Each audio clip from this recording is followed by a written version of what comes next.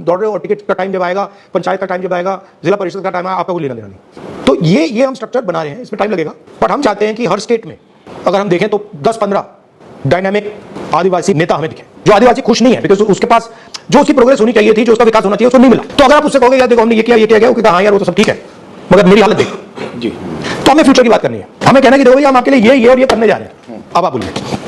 Sir आपने सब कुछ ही बोल दिया जो बोलना है, जो हम बताना चाहते थे सब कुछ बोल दिया। जब से डिजिटलाइजेशन हुआ है लैंड का, सबसे ज्यादा मार अगर किसी ने खाया तो वो ट्राइबल्स ने खाया। सर इतने गलत तरीके से क्यों सर इतने गलत तरीके से लैंड डिजिटलाइजेशन हुआ है कि गलत लोगों का नाम चढ़ा दिया गया है। सर किसी का अगर 5 एकड़ जमीन था उसको 0 कर दिया गया है, ओनरशिप बदल दिया गया है सर, बस ये बेसिकली चोरी कर दी है। एब्सोल्युटली तो ठीक कैसे किया जाएगा सर, क्योंकि लैंड डिजिटलाइज्ड हुआ है सर। अब आपको अगर चेंज करना है तो आपको डिजिटली चेंज करना है सर। लोग अपना ओरिजिनल हार्ड कॉपी डॉक्यूमेंट्स लेके घूम रहे हैं, उसका कोई मान्यता नहीं है, डिजिटल डॉक्यूमेंट्स को ही मान्यता है। तो मतलब जो इनकरेक्ट डॉक्यूमेंट है उसी को मान्यता मिल गई। जी सर, लीगली अगर कोर्ट भी जा रहे हैं आदिवासी तो सर उनको कितना अंडरस्टैंडिंग है लीगल चीजों का। केस को जानबूझ के पेंडिंग रखा जाता है, आदिवासी फॉलो अप नहीं कर पाता है सर। उसके पास मोबाइल है, स्मार्टफोन तो है नहीं, छोटा फोन किसी के पास वो भी नहीं, वो डेट तक नहीं फॉलो अप कर पाता है। अचानक से कोई नया ओनर इरप्ट हो जाता है लैंड का और कोर्ट का जजमेंट दे दिया जाता है, ओनरशिप को कंटेस्ट भी नहीं किया जा रहा है सर। ट्राइबल्स के लिए अलग से एक लीगल काउंसिल बनाया जाए जो कि ट्राइबल के लैंड इश्यूज को कंटेस्ट करे, आर्ग्यू करे। सर आज आप भी जानते हैं कि कोर्ट में कौन बैठे हुए हैं सर और कौन हमारा भला चाहता है। So that is a major issue sir वहाँ पे, क्योंकि लैंड है। ये क्या किए हैं कि इसमें मेजर जो फॉरेस्ट राइट्स एक्ट का जो अधिनियम है, जिसमें वन अधिकार का जो कमेटी बनना है, जिसमें 101% ट्राइबल्स रहेंगे सर, एक भी जगह नहीं बना है सर। ना उसको पावर है सर कि वो डिसीजन करेगा, और अगर वो डिसीजन कर गया तो कलेक्टर को भी पावर नहीं है कि वो उसको इग्नोर करे, पर उसको डीपली कहीं नहीं बताए।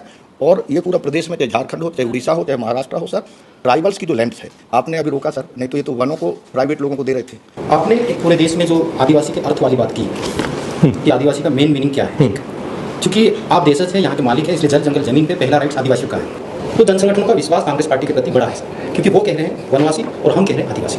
लेकिन आपने एक बात महत्वपूर्ण की सर, यूनिटी की, एकता की। हम संगठित नहीं है, आरएसएस इस बेस पे काम कर रहा है सर हमारे क्षेत्र में। एक तो इसके लिए हमको कुछ ना कुछ बड़े लेवल पे जाकर सोचना पड़ेगा कि इसका साटा क्या करें। गुजरात में सर जल जंगल जमीन की बात की है, इसमें पूरे गुजरात में ये 30 साल में बीजेपी सरकार ने शेड्यूल ट्राइब एरिया है हमारा, बनासकांठा में अंबाजी हो, अरवली में शामलाजी हो, दाहोद डिस्ट्रिक्ट हो, अब अभी आप राजपीपला में केवड़िया कॉलोनी हो, ये सापुतारा नांग में भी इशू है। पूरी जमीन आदिवासियों की बीजेपी सरकार ने उद्योगपतियों को दे दी। इसके लिए हम लड़ते हैं, कोर्ट में भी लड़ते हैं।